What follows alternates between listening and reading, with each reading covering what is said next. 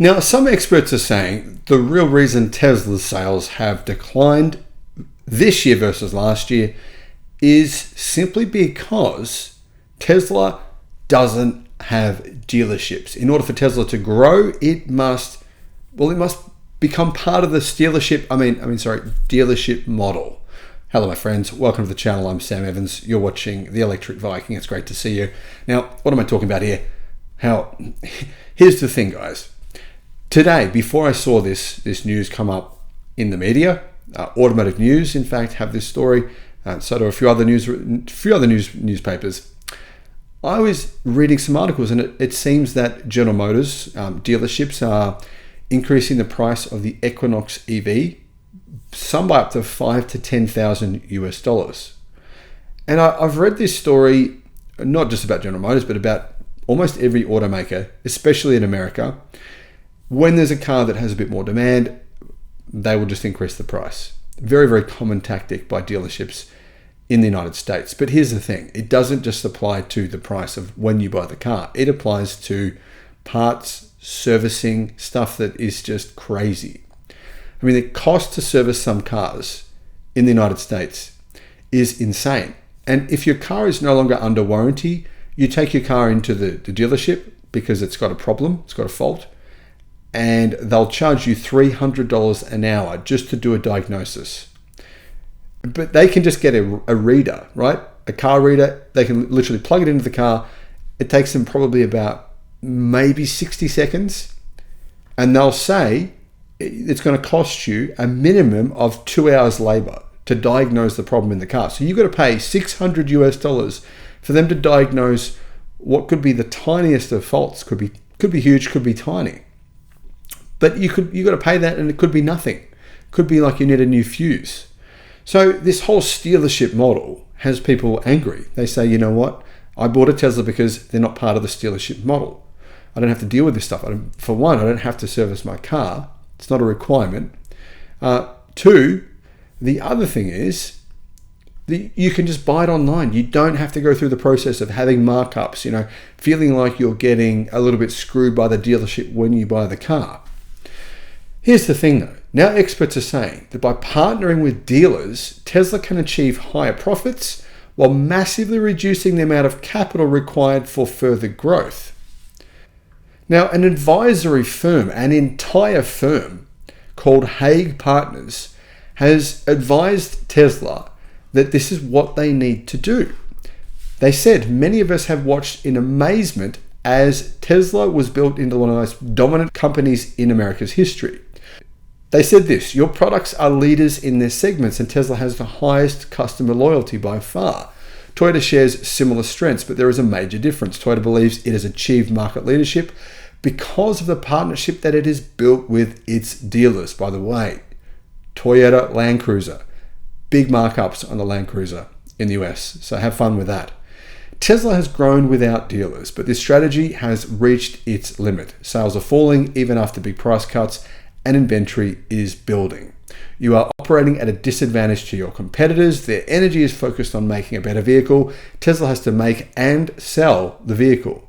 Perhaps you need a new surge that can transform Tesla.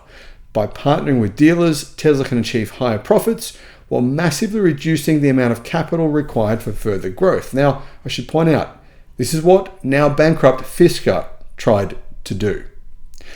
They say that there is really 5 different reasons for why Tesla must become a dealer, partner with dealership networks. Do the whole dealership process, right? 1, it's a better buying experience, apparently. Early adopters of EVs have largely purchased their Teslas. New buyers, however, prefer to physically interact with the vehicle, receive in-person explanations of features, and test drive before purchase. Now, you can do that with a Tesla, by the way, just not to the same level. Anyhow, many also need help with trade-ins, financing, and insurance. Tesla does have insurance as well. Financing online is challenging for customers with less than perfect credit, which includes a significant portion of buyers. Dealers can provide this personalized service and will spend hundreds of millions of dollars on advertising to help Tesla sell more vehicles. So Hague Partners is saying that if Tesla partners with dealers, those dealers will spend hundreds of millions on advertising to sell Tesla's cars for them. I don't know about that. I'm kind of dubious on that fact. Now, as for the financing, I'm not really convinced that Tesla wants to have subpar loan type buyers, people who struggle to get finance online. Does Tesla really want them as buyers? Maybe.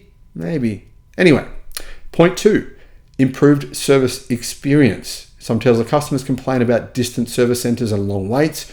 You have just 200 centers. Brands that sell a similar number of vehicles have more than 1,000 centers located closer to consumers.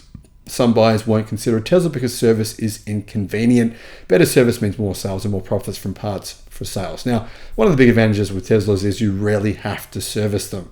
Guys, I'm part of a various number of different online Tesla forums, and it's rare that anything major goes wrong that actually needs to be serviced by Tesla. But if you want to service with Tesla, you can do that. They have mobile mechanics now, which is a lot better than driving your car to a dealership. I can't stand that.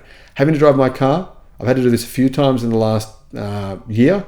I had to drive my car to the dealership, and then what do I do all day? I've got to somehow find my way home. It's a long way away. It's not close like these guys are saying. And then, I've got to try and get back to the place, or I just have to hang out all day. And sometimes you hang out all day and then the car's not finished like they told you it would be. So then you've got to figure out how to get home after hanging out all day. It's a nightmare. Anyway, I don't think that the service experience of non-Tesla vehicles is actually better than Tesla's. 3, high margins for Tesla. Carl Sewell is a legend in our industry, partly because he proved that price is not the top criterion for most buyers. He provides other benefits that create highly loyal customers. Tesla might be able to charge a higher price for its vehicles since dealers could still make a fair margin by providing other benefits that customers value, such as fill in the blank for me, guys, in the comments, please. And you can eliminate the costs of your sales and service centers. Less invested capital. Number 4, Tesla could quickly establish a dealer network of hundreds of locations with $0 investment. Also, you could build dealers as soon as you ship vehicles. No need to have cash tied up in inventory. Tesla has almost 160,000 vehicles on its books. Imagine if you could put that 8 billion plus to work on designing new products. Now, yeah, interesting way to simplify it all, isn't it? 5, dealers have the path for full self-driving and robo-taxis.